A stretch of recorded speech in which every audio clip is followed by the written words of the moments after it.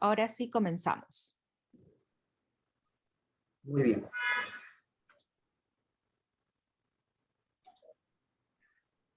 Muy buenas tardes, señores ponentes y distinguida audiencia.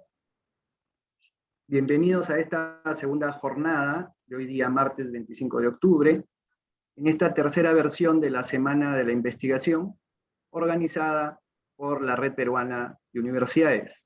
Quien les habla es el doctor Ernesto Celi, de la Universidad Nacional Pedro Ruiz Gallo, y tendré la función de moderador de esta mesa número 5, que corresponde al área de Ciencias e Ingeniería. Hay que indicar que el formato que vamos a desarrollar es el siguiente. Primero expondrán los trabajos de investigación que están asignados a esta mesa, y luego, culminadas las ponencias, la audiencia que está participando podrá realizar sus preguntas únicamente a través del chat. Repito, únicamente a través del chat, que está disponible en esta sección virtual. Las que serán respondidas por los ponentes en el mismo orden que han expuesto y según corresponde.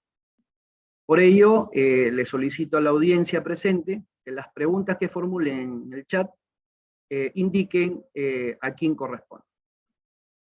Pasaré a presentar a cada uno de los ponentes en el mismo orden que están ubicados para realizar sus ponencias.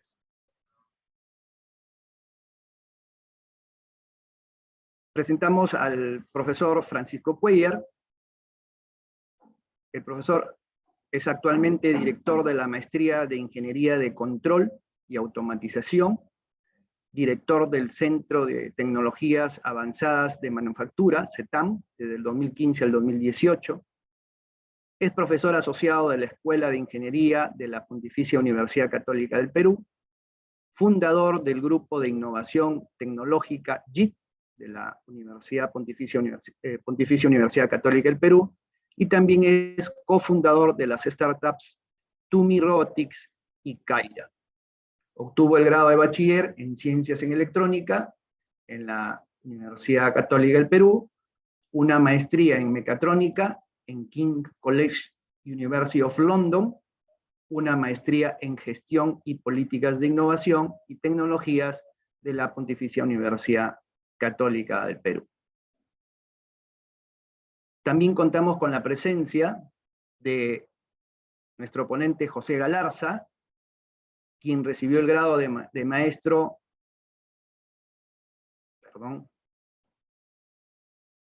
quien recibió el grado de maestro en Ingeniería Eléctrica por la Universidad Politécnica de Madrid. Está afiliado al Departamento de Ingeniería Eléctrica y Electrónica de la Universidad Nacional del Centro del Perú, y sus intereses de investigación incluyen las tecnologías de energía renovable, el sistema de transmisión HVDC y la aplicación de los convertidores electrónicos en la industria eléctrica. Nuestro tercer ponente es el profesor Efraín Manuelito Castro Alayo, doctor en Ingeniería por la Pontificia Universidad Católica del Perú, maestro en Ingeniería Industrial con mención en Gerencia de Operaciones por la Universidad Nacional de Trujillo, e ingeniero agroindustrial por la misma universidad. Es profesor asociado del Departamento Académico de Agronomía, Agroindustria y Forestales de la Facultad de Ingeniería y Ciencias Agrarias de la Universidad Nacional Toribio Rodríguez de Mendoza de Amazonas.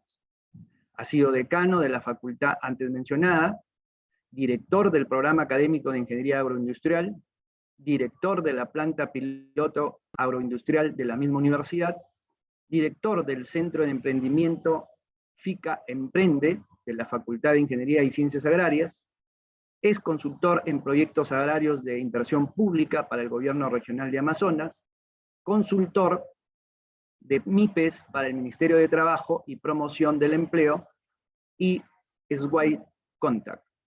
Es investigador principal y coinvestigador en proyectos de investigación financiados por Prociencia, Concitec, Banco Mundial, Programa Nacional de Innovación Agraria y Programa Nacional de Innovación en Pesca y Agricultura, PINIPA. Ha realizado pasantías de investigación aplicados a productos como el cacao y chocolate en el Centro de Investigación en Alimentación y Desarrollo de México y en la Escuela Nacional de Ciencias Biológicas del Instituto Politécnico Nacional de México. También ha realizado capacitación, microscopía confocal Raman en la Universidad Pablo de Olavide, en Sevilla, España, aplicado al cacao y al chocolate.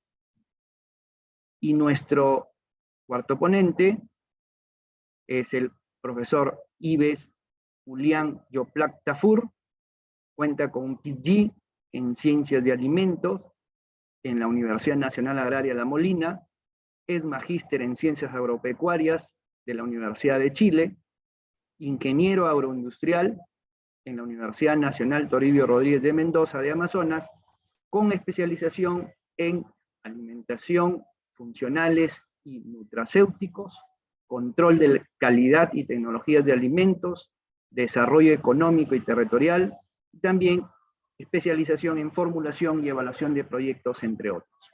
Sus líneas de investigación en tecnologías de alimentos, post cosecha, envases biodegradables, bromatología, análisis rápidos, nutrición y alimentos. Cuenta con la calificación de docente investigador renacido. Muy bien, hay que indicarle a los ponentes que su exposición tiene que estar enmarcada dentro de los 15 minutos que están establecidos. Les pido por favor a los ponentes cumplir con este tiempo asignado para que el desarrollo del evento se realice dentro de lo establecido.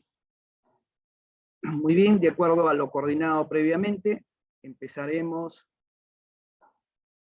con la ponencia Etapas de crecimiento reproductivo y cambios físicos químicos del fruto de pitahaya amarilla, que estará a cargo del profesor Ives Julián Yoplac Tafur. Profesor, le doy la bienvenida y le doy el pase para que pueda iniciar su exposición. Adelante, profesor. Buen día, buenas tardes con todos. ¿Me confirman si me escuchan bien, por favor? Sí, profesor, se escucha. Bueno, muchas gracias por la invitación en este día de ponencias organizado por la Red Peruana de Universidades. Bueno, vamos a compartir parte de una investigación que se viene ejecutando con asociación del INIA, del Instituto de Innovación Agraria del Perú. Y esta investigación lo venimos realizando en post cosecha en pitahaya. Entonces vamos a iniciar. Ya fue mencionado por el moderador el título de la investigación. Conociendo un poco sobre la pitahaya de manera general, podríamos mencionar que, bueno, la pitahaya, también conocida como pitaya o también se le conoce como fruta del dragón, ¿no? Nombre más universal. Bueno, existen muchas variedades, muchos géneros y especies, pero de las más conocidas y las más comercializadas son tres, ¿no? Tenemos acá la pitahaya de piel roja o cáscara roja y pulpa blanca. Tenemos la pitahaya de cáscara roja y pulpa roja, pero de las tres, la más comercializada en el mercado, encontramos a la pitahaya de cáscara amarilla o picarpo amarillo y pulpa blanca, cuál es la que me va a ocupar en la disertación del día de hoy. Un poco del cómo se está comportando el producto en el mercado. Bueno, los países principales productores en el mundo, tenemos en primer lugar a Vietnam, luego a China, Indonesia, ¿no? Los tres principales países que son los principales productores de este fruto en el mercado mundial. Y el Perú, si bien es cierto, también se lo puede observar en la parte inferior, ¿no? En la parte inferior, también cuenta con una producción, digamos, no tan considerada comparada con los 3 países que se mencionan. Entonces, no obstante, el Perú también exporta este fruto, ¿no? Y los principales países donde exporta es Aruba. La mayor cantidad de producción de la exportación va dirigida a estos países y luego a Países Bajos, principalmente Holanda, y luego sigue Francia, ¿no? En el Perú, esta fruta, por ser exótica, ¿no? Se considera una fruta exótica, pues también tiene sus ventajas, ¿no? Tiene como fruta fresca un alto valor en el mercado, ¿no? Uno puede ir al supermercado ahora, en estos días encuentra, justo estamos en temporada, encuentra esta fruta hasta un promedio de 8 a 10 soles la unidad en el supermercado, pero si podemos contabilizarlo, el costo en kilogramos, en dólares, está un promedio entre 8 y 12 dólares el kilo de esta fruta, comparado con la otra especie, ¿no? La de pulpa blanca y epicarpio rojo, que, bueno, está por la mitad del precio, ¿no? Bueno, entre estas dos frutas les invito a degustar, y quizás de la sala lo han degustado, pues la pitahaya amarilla, ¿no? Que tiene aceptación en el mercado por sus características, sobre todo su sabor, ¿no? Su presentación. Amazonas es una de las regiones que, según las estadísticas, es la que más produce, ¿no? La que más produce en el país. Tengo un problema con la conexión, no sé si me confirman, si me escuchan. Sí, profesor Ives, si se escucha, claro. Gracias. Ok, entonces decía que Amazonas es una de las principales regiones que cuenta con la mayor producción en el país de esta fruta exótica. Bueno, ¿qué es lo que nos hemos propuesto en esta investigación? En esta investigación nos hemos propuesto, por un lado, darle digamos, podríamos decir, una terminología de clasificación del desarrollo del fruto, ¿sí? Principalmente del fruto. Se puede hacer también con otras partes de la planta, del tallo, de la flor, ¿no? De la raíz, pero en esta investigación nos hemos centrado en clasificarlo, darle nombre a cada una de las etapas del desarrollo del fruto. Y para eso nos hemos basado en una metodología que se le conoce como la escala BBCH, no es más que las siglas de una frase alemana que los menciono acá, ¿no? Que es esto traducido al español viene a ser como, a ver, es Instituto Federal de Biología. Entonces, este Instituto Federal de Biología lo que hace es em, dividir a cada una de las etapas, ¿no? Dividir en etapas el desarrollo de todo el ciclo del fruto. Y cada etapa los divide en subetapas y les da una denominación. Por decir, en este caso tenemos la etapa 5. Me ayuda aquí el mouse para poder indicar. Ok. Acá tenemos, miren, la etapa 5 que corresponde al desarrollo productivo, la etapa 6 que corresponde a la floración. Voy a cambiar de puntero.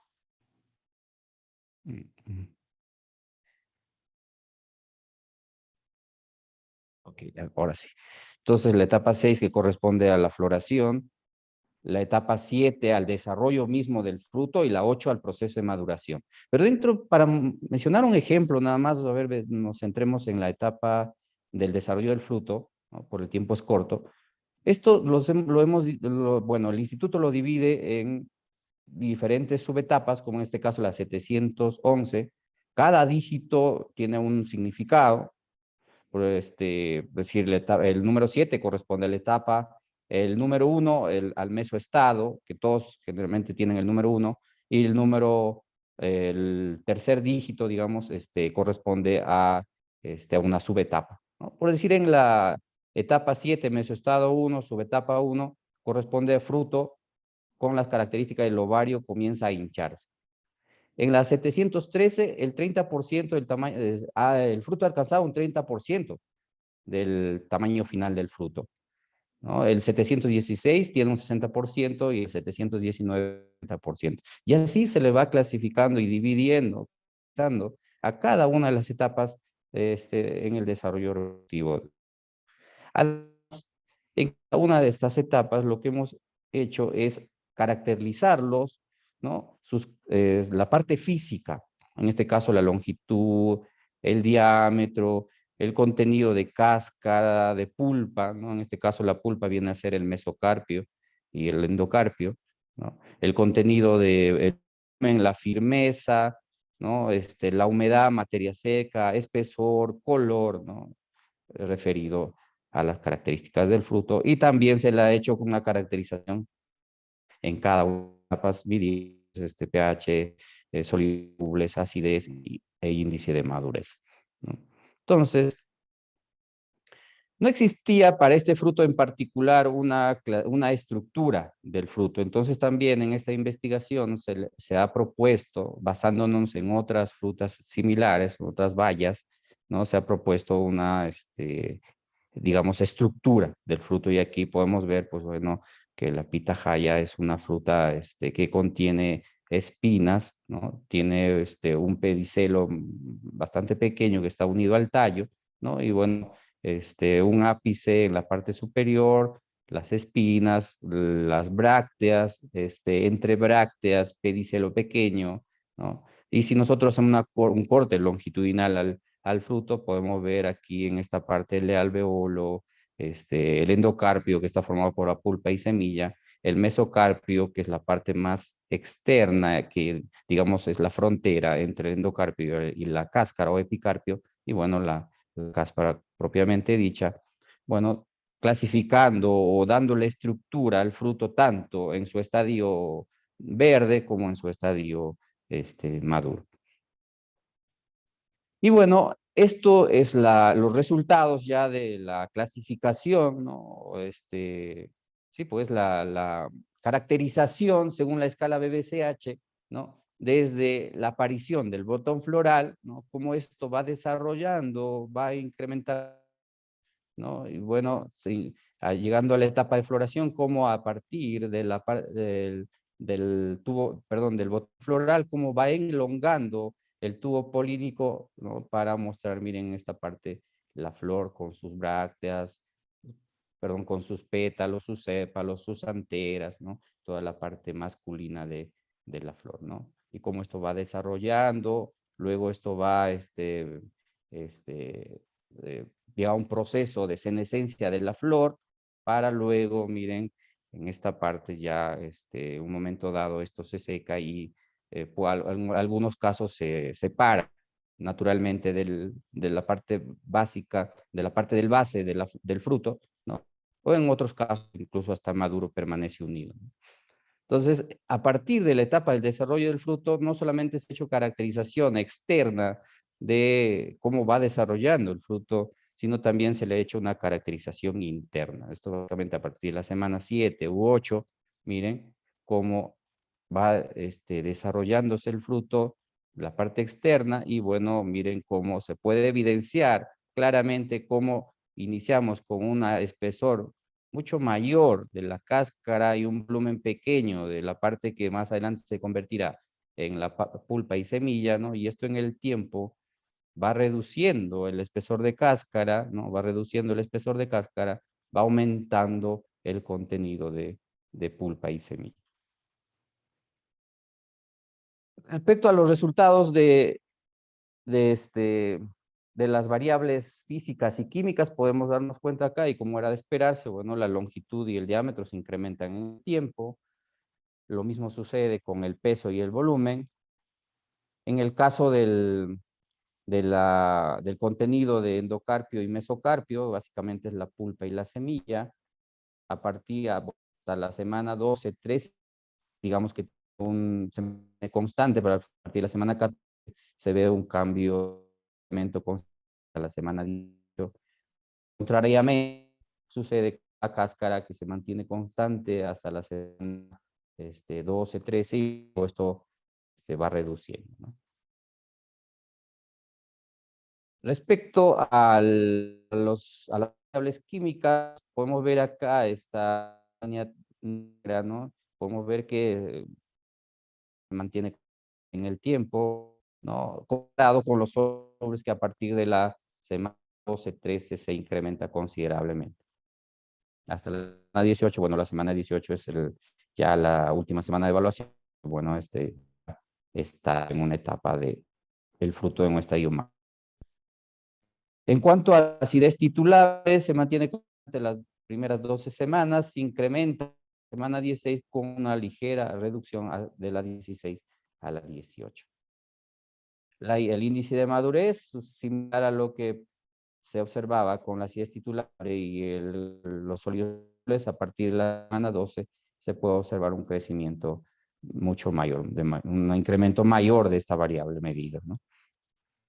Como conclusiones, hemos mencionado, bueno, del desarrollo fenológico reproductivo de la pitahaya amarilla según la escala BBCH fueron, o los que se identificaron fueron, el desarrollo del fruto, la etapa 5, la floración, la etapa 6, el desarrollo del fruto propiamente dicho, la etapa 7, y la floración, la etapa 8.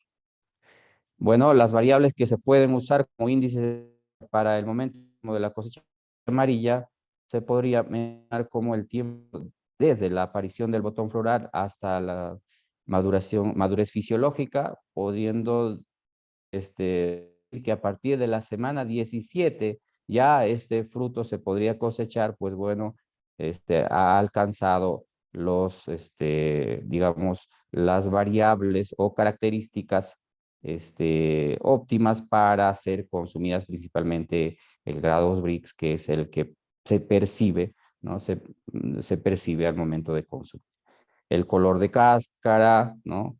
Y bueno, también podríamos mencionar como conclusión los parámetros físicos que se presentaron fueron el diámetro, el volumen de mesocarpio y la magnética, ¿no? Y los que se redujeron fueron el contenido de cáscara, la firmeza, la humedad y la humedad, ¿no? Respecto a los parámetros químicos, se podría mencionar que los sólidos solubles y la acidez titular y madurez se incrementaron en el tiempo y el pH experimentó una ligera reducción, ¿no? Bueno, muchísimas gracias. Muy bien. Muy agradecido, profesor Yoplac. Hemos escuchado atentamente los resultados de su investigación. A la audiencia, por favor, les pido que las preguntas que quisieran hacer lo hagan a través del chat de esta sesión virtual. Muy bien, pasaremos con nuestra segunda ponencia. Doctor Galarza, José Galarzas, ¿se encuentra listo? Buenas tardes, ¿qué tal? Bien, permítame presentarlo. El profesor José Galarza nos expondrá los resultados de su investigación titulada Metodología para mejorar la precisión del modelo en sistemas fotovoltaicos. Puede iniciar, profesor, su ponencia. Ok, gracias. Ahora vamos a compartir pantalla.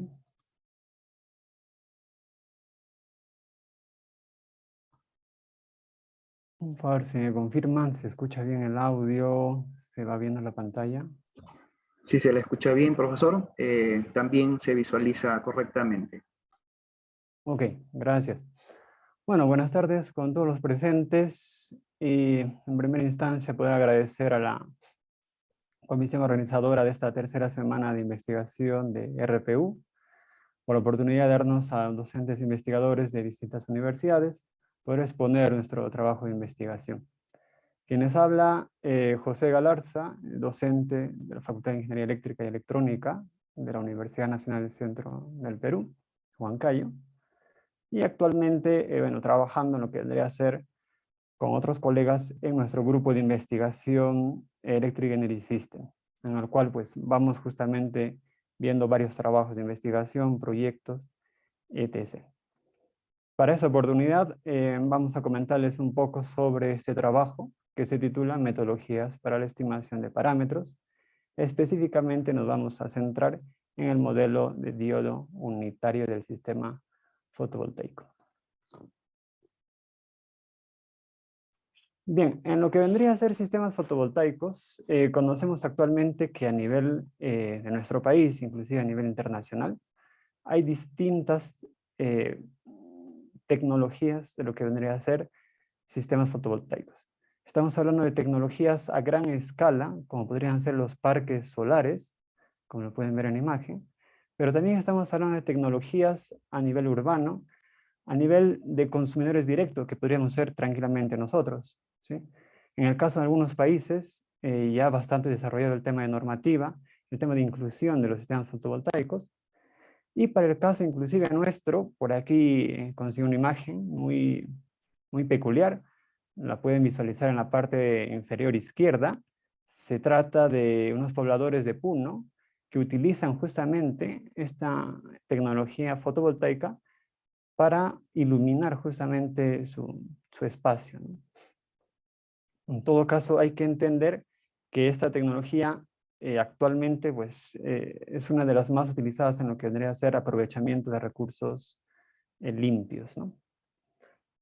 Eso por una parte, pero en realidad detrás de todo ello, nosotros conocemos que en la parte de ingeniería es necesario poder darle continuidad, brindar lo que vendría a ser la operación correcta de estas instalaciones, justamente para que éstas puedan, dentro de su tiempo de vida útil, pues brindar justamente la capacidad que éstas puedan proporcionar a la población, ¿no? Entonces, en ese sentido, la parte de modelamiento estrictamente ingresa como un factor clave. La parte de modelamiento, para poder ser aprovechada bien para lo que vendría a ser de repente predicción del recurso de energía renovable, predicción del comportamiento del sistema fotovoltaico de aquí a algunos años, predicción de algunas fallas, inclusive poder detectarlas a tiempo. Pues aquí entran varias variables en condicionante.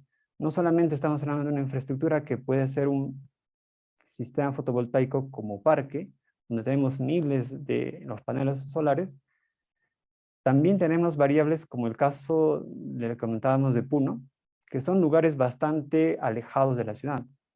Pues necesitan estar monitoreados al igual que las demás instalaciones, pero pues tenemos la desventaja de que está bastante lejos, la desventaja que tenemos que aportar en recursos para poder justamente llegar al lugar, poder detectar el problema e inclusive luego poder resolverlo. Entonces, en ese sentido, nuestro trabajo se ha enfocado en poder analizar básicamente los parámetros de este modelo de diodo unitario y de alguna manera poder compararlo con otras metodologías expuestas en la literatura para que nos permita a nosotros poder ver el comportamiento de la potencia producida del sistema fotovoltaico. Nos hemos basado en la instalación experimental que tenemos en la universidad, concretamente en nuestro laboratorio de energías renovables. En el techo de este laboratorio tenemos funcionando un sistema de 3 kilovatios pico. Este sistema ha sido donado por el Ministerio de Energía y Minas y actualmente pues, está en operación como parte de nuestra infraestructura de investigación de la universidad. Contamos también con lo que deben ser sensores de temperatura y radiación, sensores básicos justamente que nos han permitido a nosotros, conjuntamente con las variables eléctricas, poder establecer lo que vendría a ser el comportamiento de este sistema. Por la parte izquierda ustedes están apreciando lo que vendría a ser el modelo de diodo unitario, ¿sí? Este modelo de diodo unitario justamente es el que hemos utilizado nosotros para poder desarrollar nuestra investigación. Como se puede visualizar en la imagen, el modelo corresponde, dentro de su requerimiento, poder conocer ciertos parámetros, como la resistencia serie, resistencia paralelo, ciertos factores que puedan condicionar justamente al modelo. En todo caso, nuestra tarea ha sido proponer una metodología para poder detectar y estimar estos parámetros del sistema SDM o sistema de diodo unitario, para que luego nosotros, ya identificado el modelo, procedamos a lo que vendría a ser el cálculo o la estimación de potencia fotovoltaica.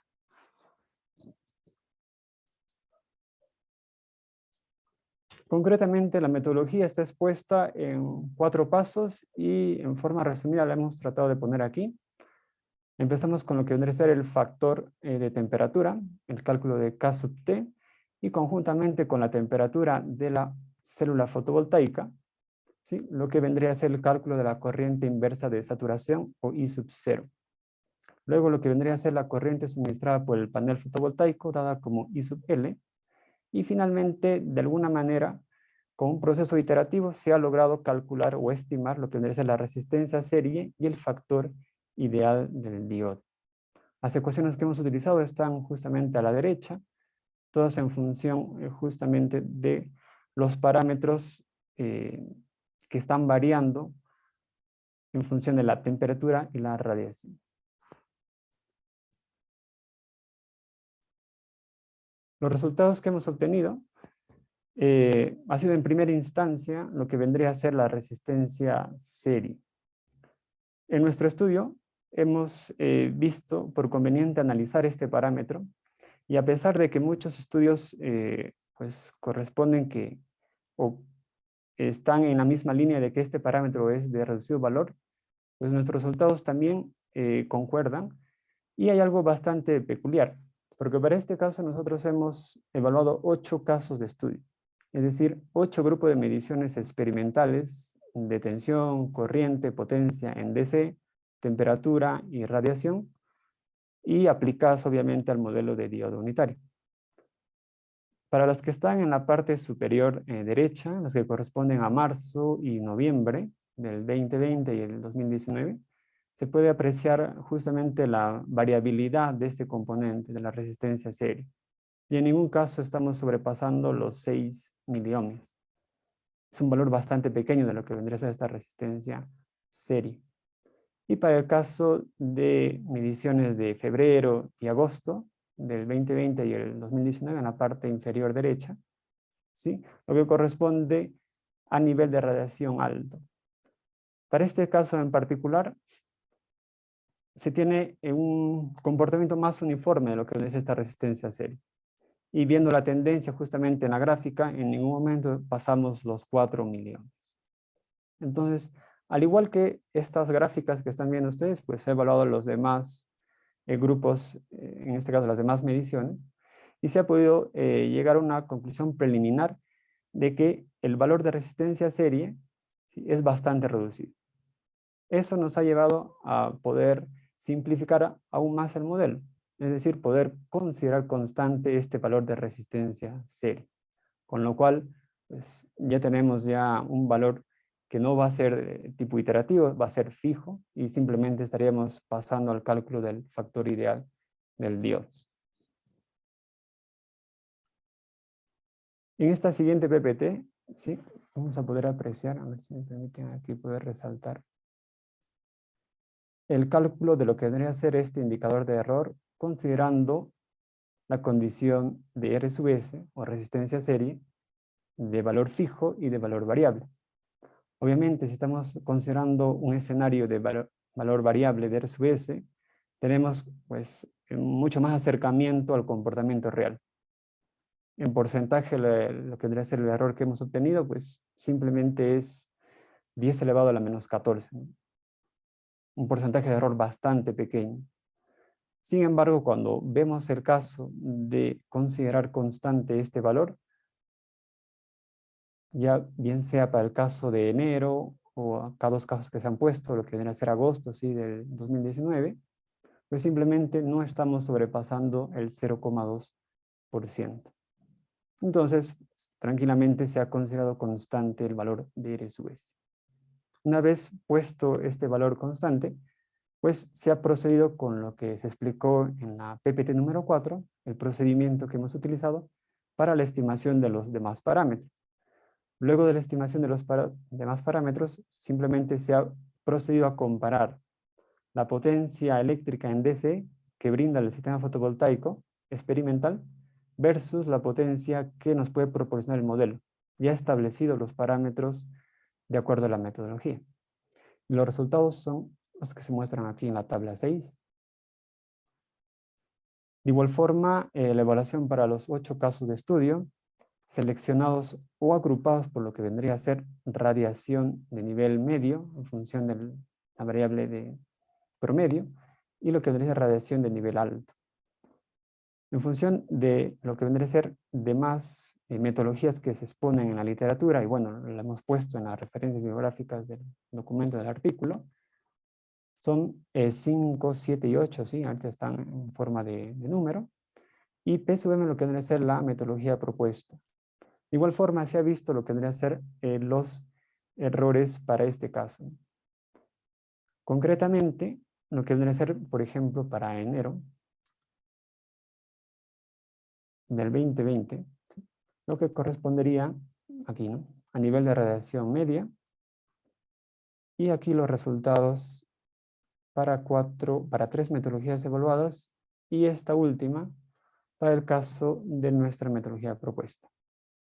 Por las demás tenemos entre 9 y 12 vatios y específicamente si nos vamos al porcentaje tenemos valores encima de 9, ¿no? De 9.6. Concretamente para nuestro caso 0,17, ¿no? Lo que hemos podido obtener de este error relativo porcentual de 0,17 para el caso, por ejemplo, de este grupo de mediciones. Y ustedes están viéndolo justamente en el gráfico de la derecha, que pues visualmente se tiene simplemente un match entre lo que vendría a ser la potencia producida y lo que vendría a ser la potencia brindada por el modelo. De igual forma, para el caso de noviembre de 2019, en este caso, la parte inferior de aquí, los demás casos, errores por arriba del 7,9, para nuestro caso 1.20, ¿sí? Lo que vendría a ser este error relativo porcentual. De igual manera, lo que vendría a ser los resultados para un nivel de radiación alto. Estamos hablando de enero y agosto, ¿sí? Enero del 2020. Tenemos por aquí. Demás metodologías en el orden de 9, 11%, para nuestro caso 2.23%. Y finalmente, el caso de lo que vendría a ser agosto.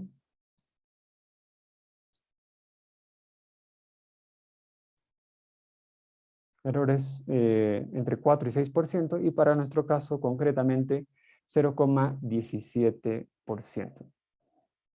Entonces esto vendría a ser los resultados de lo que vendría a ser el comparativo justamente con el caso de potencia suministrada por la estación experimental.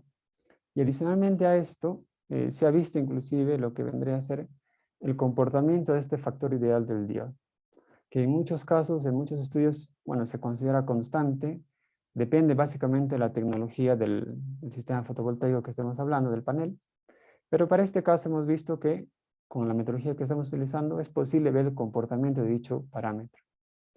Para 2 muestras solamente que tenemos aquí, pues es variable dicho parámetro y pues sigue la tendencia de lo que vendría a ser la radiación, ¿sí? La gráfica la de azul y en color negro, ¿no?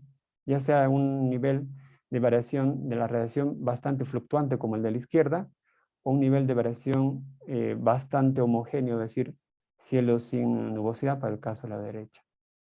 Entonces también esa es una conclusión a la cual hemos podido arribar. Finalmente, el caso de las conclusiones. En el presente trabajo se ha propuesto una metodología analítica iterativa para poder determinar los parámetros de este SDM. La evaluación del modelo, específicamente el cálculo de potencia suministrada por el sistema fotovoltaico, con la resistencia serie constante no presenta mayor diferencia respecto a la resistencia serie variable. Después, el factor ideal del diodo depende del comportamiento de la radiación.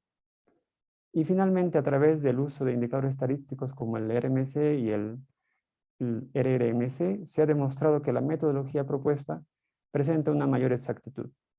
Se han evaluado 8 casos experimentales de estudio y en el mejor escenario se ha conseguido, ¿sí?, un error de 0,17%. En el caso más desfavorable para nuestra metodología, un error de 6,5%.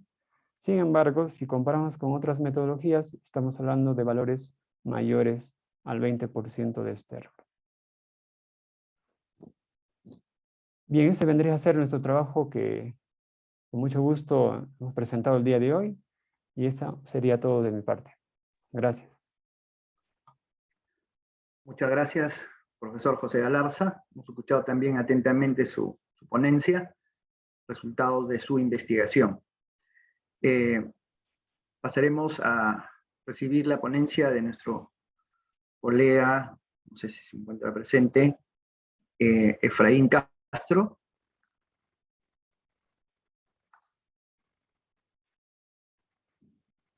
Profesor Efraín Castro, ¿se encuentra presente? Sí, correcto. Sí, buenas tardes. Buenas tardes ya, ¿no? ¿Cómo está? Sí, buenas tardes. Sí, sí. El profesor Efraín nos va a exponer los resultados de su investigación titulada Cristalización cinética y polimorfismo de la mantequilla de cacao a lo largo del proceso de fermentación espontánea. Adelante, profesor. Voy a iniciar con su ponencia indicándole que tiene 15 minutos. Ya, muchas gracias. Voy a compartir. A ver, ¿cómo es esto?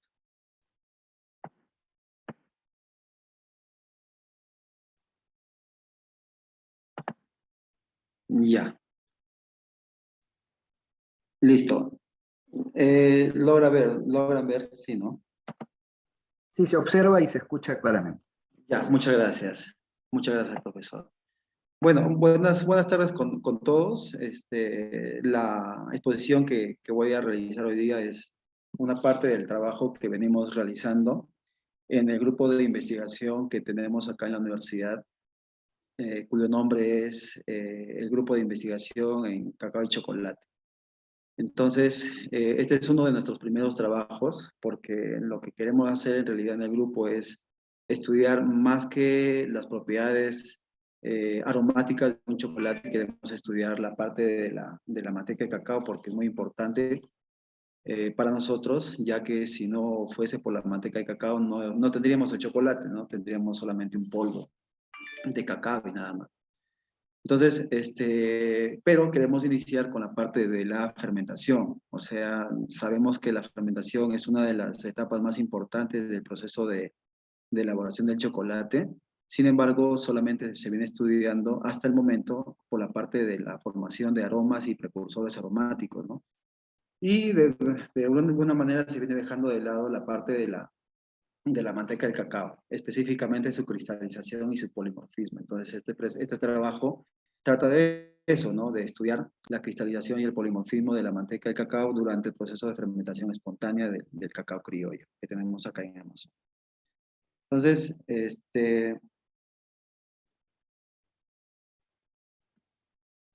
a manera de introducción, les comentaré de que, bueno, en principio, el objetivo final de nosotros es obtener chocolates, ¿no? Obtener chocolates con ese brillo que ustedes pueden ver en la foto, con esa forma, este brillo que pueden ver acá, y también con su textura y propiedades físicas aceptables por un mercado exigente, ¿no? Porque este mercado de los chocolates finos es muy exigente. Generalmente es extranjero, no es peruano. Quisiéramos que sea peruano, pero eso ya lo veremos con el tiempo. Entonces, nosotros en Amazonas cultivamos el cacao criollo, ¿no? Y generalmente toda la producción de cacao se va a Italia. Los italianos vienen y se llevan toda la producción de cacao. Entonces, como les decía, tal vez una de las partes más importantes de todo el proceso de elaboración de chocolate es la etapa de fermentación, en donde generalmente se desarrollan los aromas, ¿no? Pero se viene dejando de lado la parte de la cristalización de la manteca de cacao y también su polimorfismo, ¿no? Entonces, este tema no viene siendo estudiado y es lo que nosotros hemos tomado como iniciativa para nuestro grupo. Entonces les cuento un poco acerca de lo que es el polimorfismo de la manteca de cacao. Básicamente la manteca de cacao está compuesta por una serie de triglicéridos, ¿no? De ácidos grasos y triglicéridos. Entonces, esos triglicéridos dentro de la manteca de cacao pueden estar presentes en 6 diferentes formas. Entonces, a ese fenómeno de tener una variedad de formas de los triglicéridos dentro de la manteca de cacao, se le conoce como polimorfismo. Hay dos diferentes nomenclaturas para identificar el polimorfismo de la manteca de cacao. La que ustedes pueden ver acá, por ejemplo, de Clerc lo califica como forma sub-alfa, alfa, beta prima 2, beta prima 1, beta 2 y beta 1. Entonces, cada una de ellas con su correspondiente punto de fusión.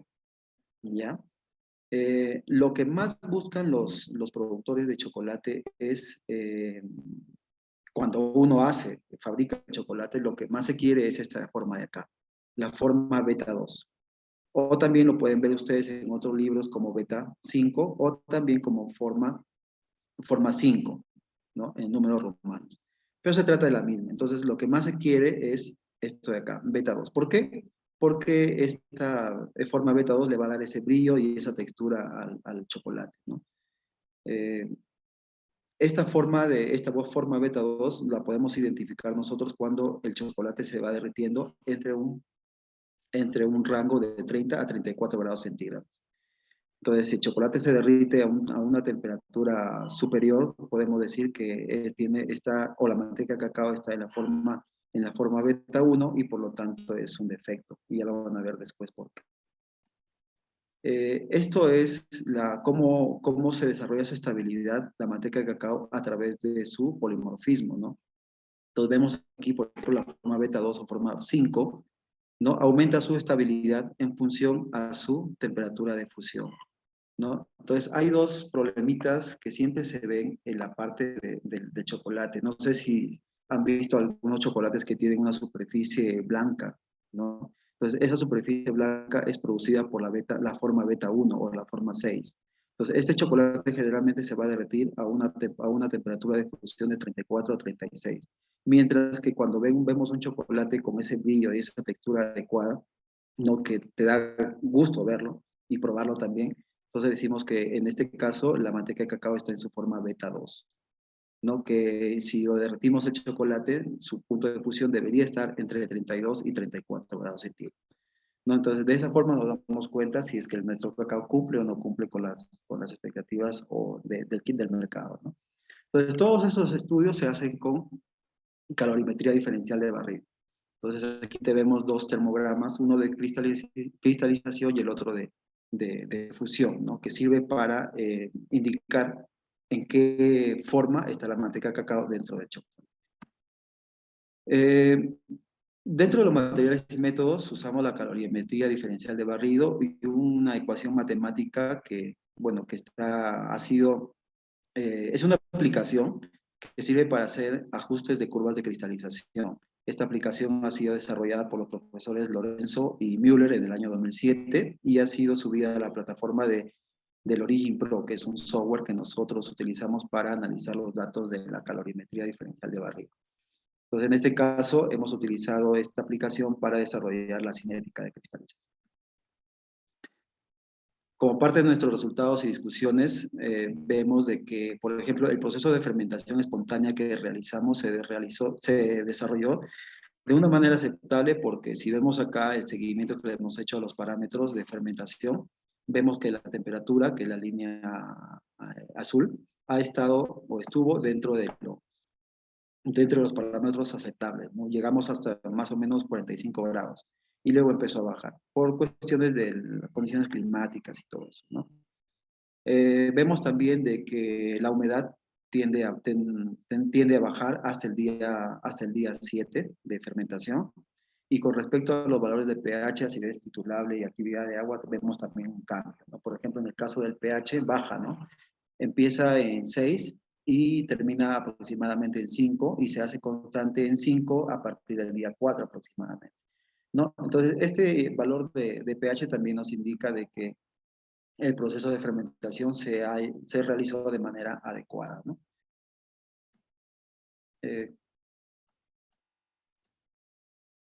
Ahí podemos ver, por ejemplo, ¿no? Esta línea roja que nos indica que el pH estuvo dentro del parámetro aceptable para las fermentaciones espontáneas del cacao. Bueno, estas son un poco de primero hicimos una comparación entre la manteca de cacao y uno de los triacilglicéridos que es un componente también de la manteca de cacao. Por ejemplo, en este caso se trata del 1,3-diacil oleoilglicerol, ¿no es cierto? Es el triglicérido más conocido como POP, es el que influye en la formación de cristales metaestables dentro de la manteca de cacao. Entonces lo tomamos como estándar y como patrón de comparación.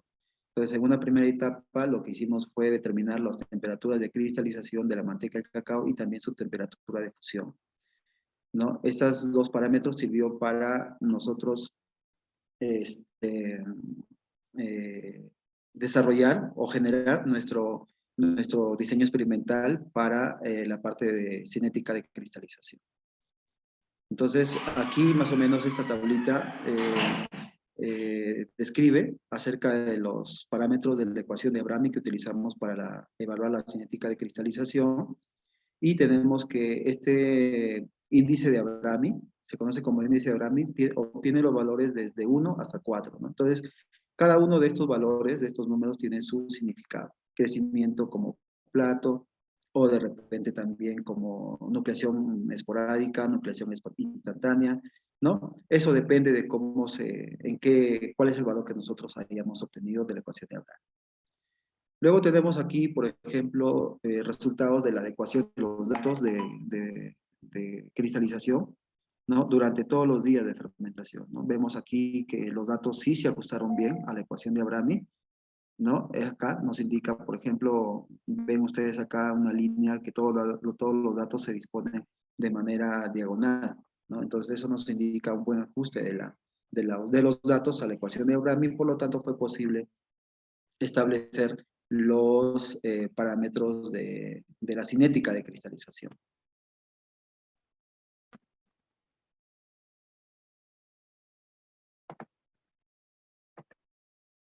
Esto es un poco los resultados de la cristalización de la manteca de cacao y el estándar que les comentaba. Y vemos de que la manteca de cacao, ¿no? Se va desde, por ejemplo, un N igual a 2.53 hasta un N igual a 3.42, ¿no? Lo cual nos indica de que la manteca de cacao está creciendo en forma de varillas o de tubos, ¿no? Hasta este punto. Este es el máximo valor de la manteca de cacao. Luego tenemos acá la tasa de la velocidad de cristalización de la manteca de cacao, ¿no? Que va aumentando. Perdón, va disminuyendo a medida que se va aumentando la temperatura de cristalización. Vemos también el tiempo medio experimental de cristalización, cómo va cambiando, ¿no? En este caso, son los parámetros cinéticos de la manteca de cacao en el interior del grano durante la fermentación espontánea, y aquí solamente les muestro la parte de cristalización a 15 grados centígrados. Pero en realidad se realizaron muchas más mediciones. Aquí tenemos el valor N, o el índice de Abrami, ¿ya? O el índice de Abrami. Y luego también tenemos acá, ¿no? Estos valores del índice de Abrami nos indican de que los cristales o los núcleos de la manteca de cacao dentro del grano durante la fermentación están creciendo como varillas o agujas, ¿no? Y también es una cristalización lenta por los altos valores que tenemos acá del tiempo de cristalización, ¿no? Son tiempos altos de cristalización durante la fermentación. La velocidad está también, la podemos ver ahí, ¿no? Y aquí tenemos, por ejemplo, los tiempos de inducción. Los tiempos de inducción son aquellos tiempos que necesita la manteca para empezar su cristalización, ¿ya? Aquí tenemos, por ejemplo, los tiempos de inducción en función a los días de fermentación, ¿no? Y vemos que los días de fermentación, los tiempos de inducción generalmente se aumentan casi a la mitad de la fermentación, por el día 4 más o menos. Y aquí tenemos algo también importante que debemos saber. Se aplicó el análisis de clúster para el proceso de fermentación y nos dimos cuenta de que podemos dividir el proceso en 2 días. En los primeros 0 a 3 días, la cristalización es rápida, ¿no? Y luego, a partir del cuarto al séptimo día de fermentación, la cristalización empieza a hacerse más lenta, ¿no? Ahí está, como pueden ver ustedes. Y, por ejemplo, el polimorfismo, cuando hablamos de polimorfismo, ¿no? Durante la fermentación, en los últimos días, podemos ver acá, solamente, ¿no? Solamente la manteca de cacao y el POP, tuvimos formas de la beta 2' y la beta 1', ¿no? Que son consideradas formas metaestables. Y concluimos de que, por ejemplo, la velocidad de cristalización en el interior del grano fue más rápida durante los primeros 3 días y la manteca de cacao estuvo presente en la forma de cristales metaestables beta 1 y beta 2 que crecieron como agujas, fibras, varillas o platos y se formaron esporádica o instantáneamente.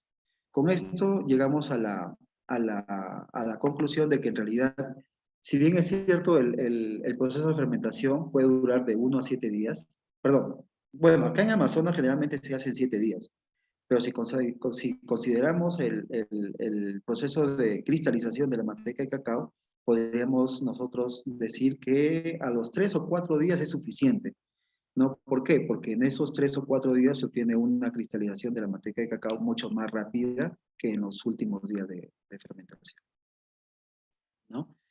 Bueno, y agradecer al Proyecto Proalimentos de la Universidad, de la UNTRM y a Concitec, que fueron los que financiaron este proyecto y siguen financiando parte de nuestro grupo de investigación. Eso es todo. Muchas gracias. Muchas gracias, profesor Efraín Castro, por la exposición de los resultados de su investigación. Le agradecemos por ello. Vamos a pasar a la etapa de las preguntas. Por favor, le pido al auditorio que, en caso de que tuviesen preguntas, lo realicen por el chat. Lo escriban en el chat y luego lo trasladaremos al ponente que corresponda. Las respuestas que darán los ponentes serán en el mismo orden, ¿no?, en el que han expuesto. Así que iniciamos, por favor, con las preguntas que pudieran hacer.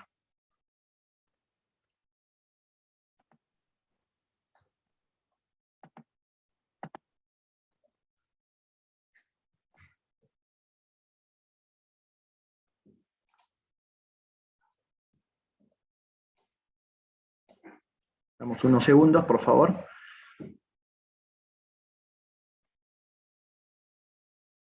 Muy bien. Voy a trasladar unas preguntas a nuestro primer ponente.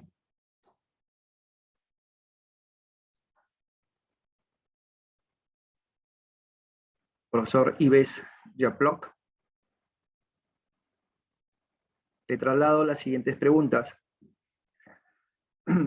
En un solo bloque, profesor. ¿Ok? La primera pregunta. ¿Qué características debe tener el entorno para favorecer la producción de la pitahaya? Segunda pregunta.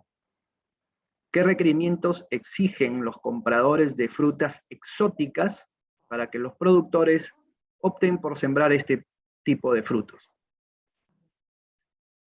Y tercera pregunta, normalmente, ¿cómo se consume en el mercado la pitahaya?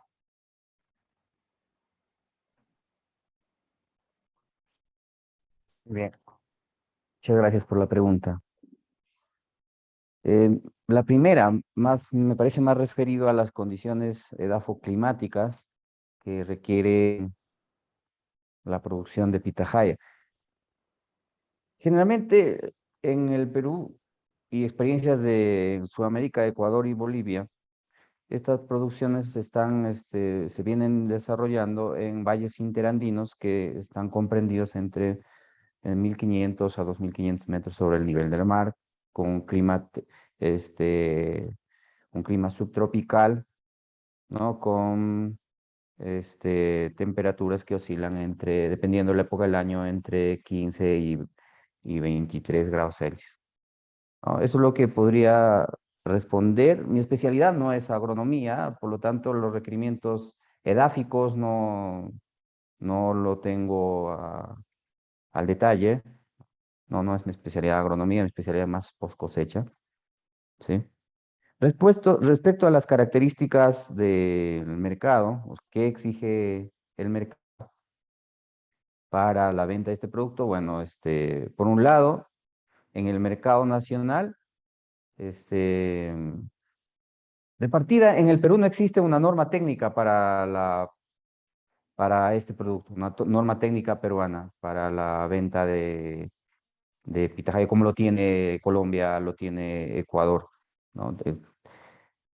Hay una propuesta en el caso de Perú, este trabajo que hicimos juntamente con INIA, planteamos una propuesta, un manual de post cosecha, donde se indican algunos parámetros, algunas características para exportación, como es el caso de calibre, color, ¿no? Podría ser una base para iniciar una norma técnica peruana exclusiva eh, para Indecopi, que podría quizás tomarlo como base, ¿no? Es bueno, es oportuno también mencionar que este trabajo está sistematizado en un manual que lo pueden encontrar en el repositorio de Linea y ahí pueden obtener mucho mayor información a detalle, ¿no? A mayor profundidad del trabajo que hemos realizado. ¿Cómo se consume? La mayor forma de consumo del producto es en fruta fresca y pues por ser una fruta exótica es mucho más rentable consumirlo, venderlo en fruta fresca porque el hecho de procesarlo, no, también se puede procesar como néctares, en frutas en almíbar o para saborizar productos lácteos, ¿no? Pero el proceso te genera costos, te genera gastos y digamos, la utilidad es mucho menor que si tú se lo comercializa como fruta fresca. Por lo tanto, la mayor forma de comercialización es en fruta fresca. No sé si absorbí la pregunta. Muchas gracias. Sí, muchas gracias. El profesor, todavía hay algunas preguntas y como todavía le queda un tiempo, le traslado la siguiente pregunta. Eh, la pitahaya, si se presentan características estables para lograr un envasado como pulpa.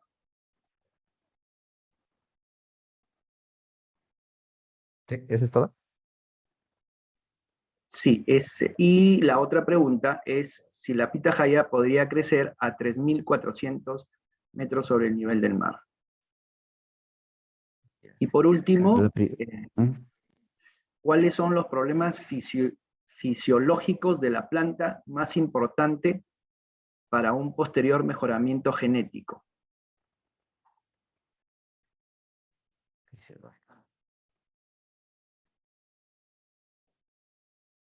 Ok. Como pulpa, claro, sí se podría comercializar como pulpa, ¿no? Y eso sería una buena alternativa para poder, pulpa congelada, porque hay que recordar que las frutas son seres vivos, por lo tanto, como seres vivos siguen respirando, siguen activando procesos bioquímicos que a la larga, llevan a una senescencia.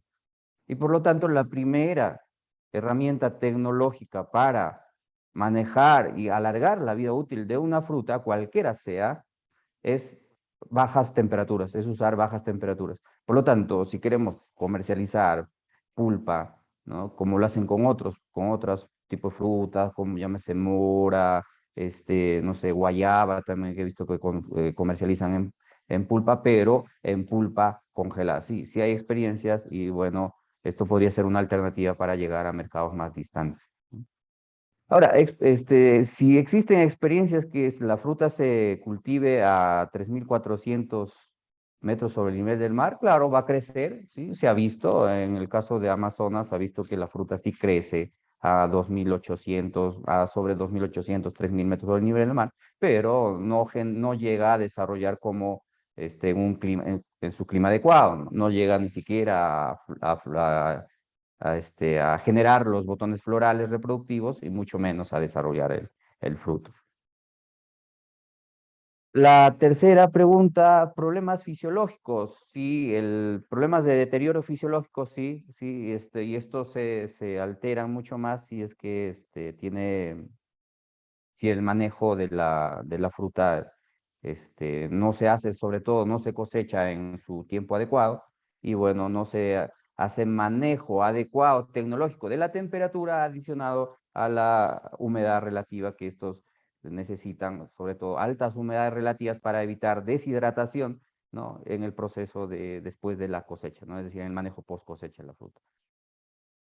Muchísimas gracias. Si es que Muchas gracias, absolví su pregunta. profesor Ives Yoplac. Esperamos que al auditorio que ha recepcionado las respuestas a las preguntas haya satisfacido la misma, ¿no? Vamos a darle paso, gracias profesor Ives, vamos a darle paso a nuestro segundo ponente, el profesor José Galarza. Le traslado, profesor, las siguientes preguntas. En términos de rentabilidad y eficiencia con respecto a otras opciones de generación de energía, que sustente optar por esta tecnología, aparte obviamente de ser tecnología limpia. Esa es la pregunta. ¿En qué términos, o sea, en términos de rentabilidad y eficiencia, usted puede sustentar que esta forma de generar tecnología de manera comparativa con otras, se opte por la misma, ¿no? Y la segunda pregunta, ¿este tipo de tecnología tiene la misma eficiencia durante el día y en diferentes etapas estacionales, dado que está asociado a la energía solar? Ok. Bueno, respecto a la primera pregunta, bueno, comentar en forma general que, bueno, no es la única fuente de aprovechamiento de recursos solar. Existen varias. Concretamente, si hablamos de la fotovoltaica, estamos hablando de una eficiencia de 15, 20%. Y bueno, comparando a otros sistemas de generación eléctrica, pues es bastante bajo. Es cierto. Pero el tema del aprovechamiento, lo que vendría a ser este recurso libre, pues es lo que le da mayor preponderancia para su uso. No por gusto está los cientos de gigavatios que están puestos a nivel mundial y específicamente en zonas como nuestro país vecino del sur o simplemente en zonas como el Medio Oriente, que tenemos gigantescos sistemas de este tipo, ¿no? Ahora, respecto a la segunda pregunta, sí es interesante y está dentro de nuestras futuras líneas para abarcar en la investigación. Y es cierto, es estacional este comportamiento. En algunos casos inclusive se puede dar el caso muy atípico como el que tenemos nosotros aquí, de que el tema de la climatología es bastante variable. Ahora mismo tenemos un cielo nublado, pero de repente de aquí a una hora tenemos sol hacia la tarde. Entonces, el tema de la estacionalidad sí es un factor, pero también es un condicionante justamente el tema geográfico. Entonces hay varios factores inclusive que ingresan aquí a poder evaluar para seguir viendo el caso del comportamiento del sistema fotovoltaico, ¿no? Muchas gracias, profesor José, por las respuestas a las preguntas. Pasamos con las preguntas al colega. Permítame. Ok, gracias. Gracias, profesor José. Al profesor Efraín Castro le traslado las siguientes preguntas. En función a la cristalización de la grasa, sugiere disminuir el tiempo de fermentación, pero ¿Se habrá desarrollado otras características sensoriales? ¿El tostado modificará el comportamiento de la grasa de cacao? Y la tercera pregunta es, ¿qué diferencias hay en los resultados con respecto a los tipos de fermentación, dado que el estudio está en relación a la fermentación espontánea?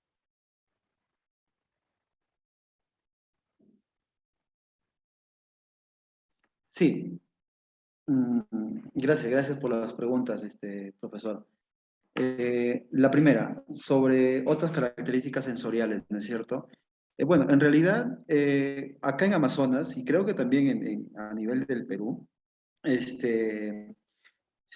nuestro cacao criollo se le realiza un proceso de fermentación espontánea, ¿no? Es tradicional, lo que siempre hemos venido haciendo, de 7 días. ¿No? Pero se trata de un cacao criollo. Entonces, vimos en nuestro grupo de que teóricamente muchos autores afirman de que para un cacao criollo lo recomendable es entre 2, 3 o 4 días de fermentación. Entonces, de ahí vino la pregunta, ¿por qué, si eso es lo recomendable, por qué nuestros productores siguen trabajando hasta 7 días de fermentación?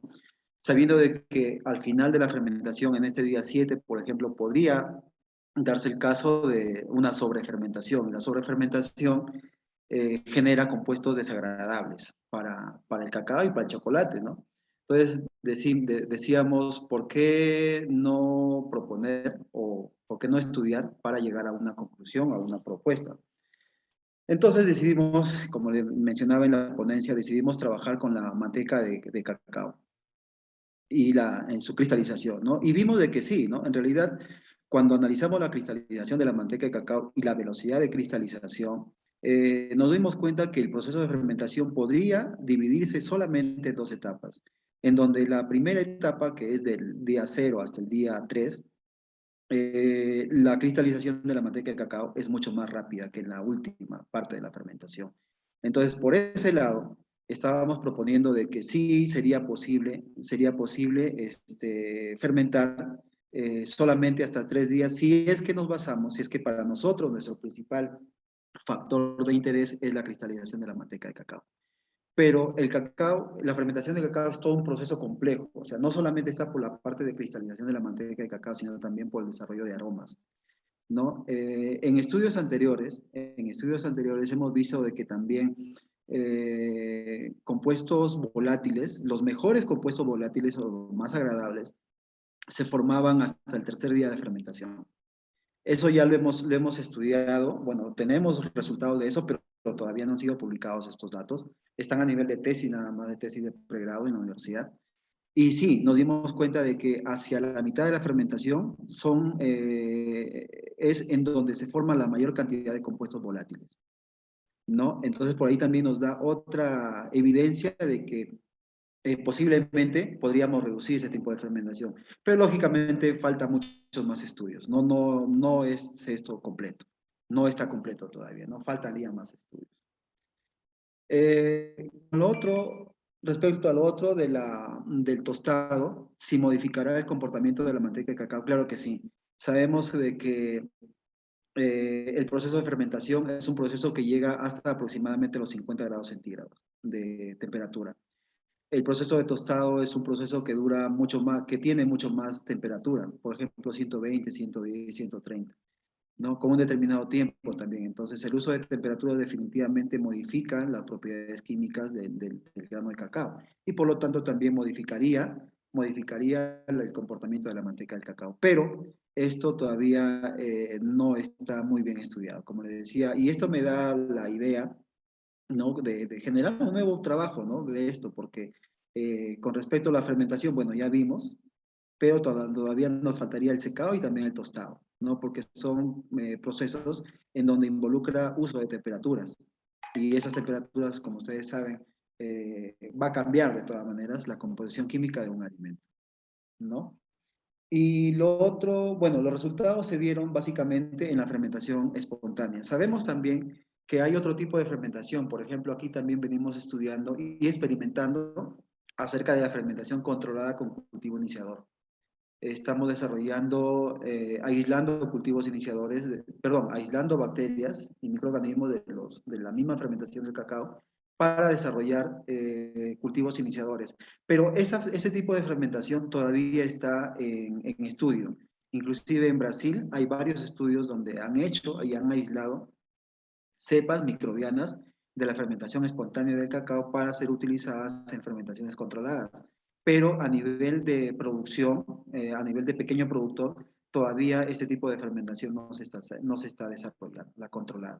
Nosotros solamente hemos hecho esto en la fermentación espontánea, que es lo que actualmente vienen desarrollando nuestros productores, ¿no? Y hacia ahí vamos, hacia ahí vamos. Entonces, estos resultados se aplicarían solamente a la fermentación espontánea.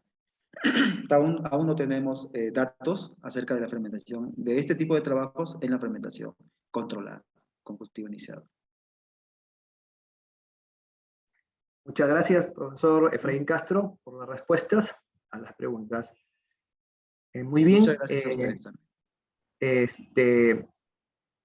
Vamos a cerrar la sesión, dado que no se presentó nuestro cuarto ponente. Se les agradece a nuestros 3 ponentes del día de hoy. Esperamos que continúen con sus trabajos de investigación y nos estén mostrando en próximos eventos los resultados de los mismos. También se agradece la participación del público por su presencia, de manera virtual en este caso, y por las preguntas realizadas. Hemos culminado con esta sesión, cerramos la mesa y quedamos en participar en otras mesas que seguramente es de su interés. Muchas gracias a todos y muy buenas tardes, un fuerte abrazo. Gracias. Gracias, buenas tardes con todos.